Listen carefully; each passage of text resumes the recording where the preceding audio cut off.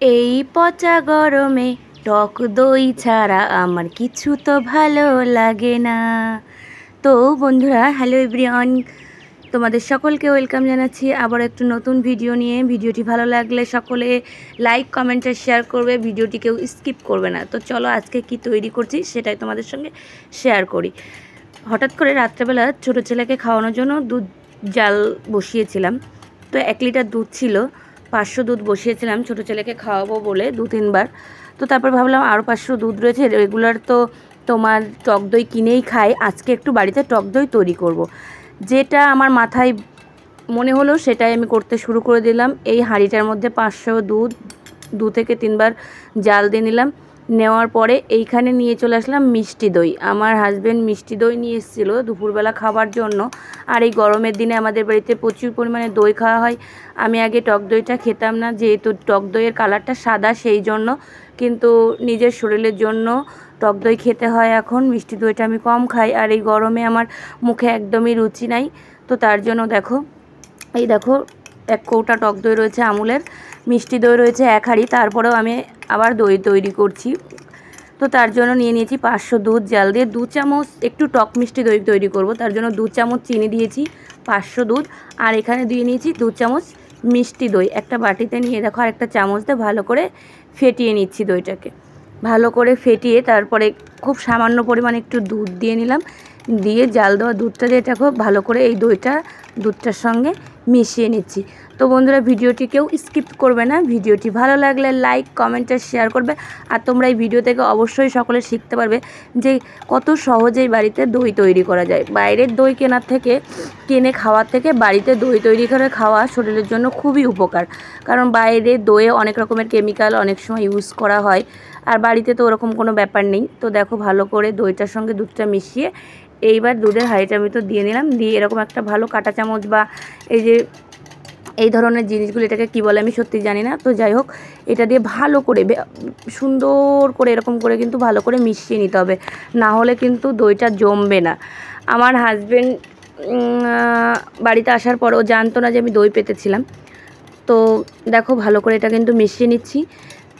মিশাতে মিশাতে একটা গল্প করি তোমাদের সঙ্গে, সেটা হলো আমার হাজব্যান্ড জানতো না যে আমি দই পেতেছিলাম বাড়িতে। আমাকে বলল ওই মিষ্টি দইটা দিয়ে দইটা জমার কথা নয়, কিন্তু বলতে পারো আমার মানে কপাল ভালো, তাই এত সুন্দর দই জমেছিল, তোমরা না দেখলে বিশ্বাসই করবে না। তো তার জন্য তো ভিডিওটাকে শেষ পর্যন্ত দেখতে হবে। ইউটিউব থেকে দেখলে চ্যানেলটিকে সাবস্ক্রাইব করে নেবে, ফেসবুক থেকে দেখলে অবশ্যই ফলো করে নেবে। তো ভালো করে আমার মিশানো হয়ে গেছে, দেখো গা থেকে ঘাম যেন ফুটে ফুটে বেরোচ্ছে, ঘেমে একদম ভূত হয়ে গিয়েছি।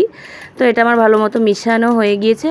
এইবার হলো আমি সুন্দর একটি কাচের বোল মানে কাচের গামলা নিয়ে নিয়েছি, সেটাকে ভালো করে ধুয়ে মুছে পরিষ্কার করে নিয়ে এই দেখো দুধটাকে এই কাচের গামলার মধ্যে ঢেলে নিচ্ছি। তোমরা স্টিলের বাসনেও চাইলে পাতাতে পারো, কিন্তু কাচের গামলাতে বা কাচের বয়াম, কাচের জিনিসগুলোতে ভালো হয়। অল্প দুধ চাইলে কাচের গ্লাসেও তৈরি করতে পারো, কাচের জিনিসটাতে দইটা ভালো জমে।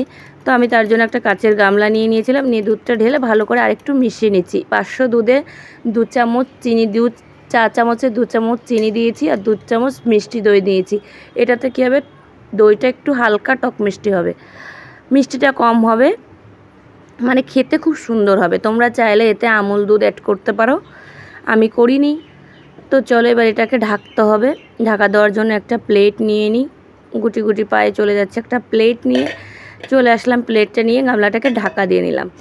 এবার চলো এটাকে, দই পাতা কিন্তু এত সহজ নয়। এবার দইটাকে জমতে দেওয়ার জন্য একটা বিছানা তৈরি করেছি দইয়ের জন্য, আমি খুব যত্ন করি। দই পাতা খুব কষ্টের ব্যাপার।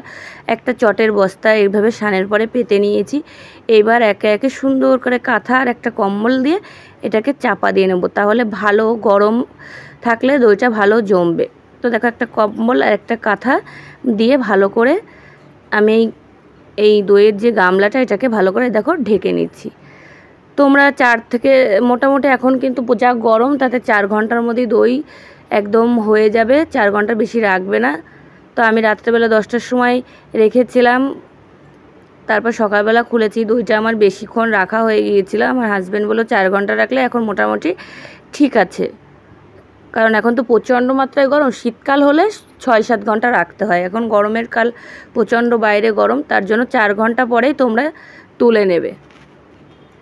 তো দেখো আমি ভালো করে চাপা দিয়ে ঢেকে নিয়েছি, ঢাকা দিয়ে এবার রেখে দিই। এবার রাত্রেবেলা ঘুমিয়ে পড়বো, তারপরে সকালবেলা দেখব। তো গুড মর্নিং গাইস, সকাল হয়ে গিয়েছে। চলো, দইটাকে তো পেতে রেখেছিলাম, এখন কি অবস্থা দেখা যাক।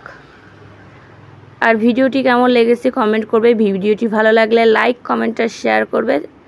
ফেসবুক থেকে দেখলে অবশ্যই ফলো করে নেবে। তো ঠাকুর করে প্লেটটা খুলে নিই। হ্যাঁ, ভীষণই ভয় লাগছিল যে দইটা জমে কিনা, কিন্তু দেখো এত সুন্দর জমেছে কি বলবো। এই পাশটা না আমার ছেলে গামলাটাকে একটু কাত করে দিয়েছিল ধাক্কা দিয়ে, তার জন্য কাত হয়ে যাওয়ার জন্য এক পাশে জল কেটে গিয়েছে, কিন্তু দেখো দইটা কিন্তু খুব সুন্দর জমেছে। ওয়াও, তোমরা অবশ্য দেখতে পারছো।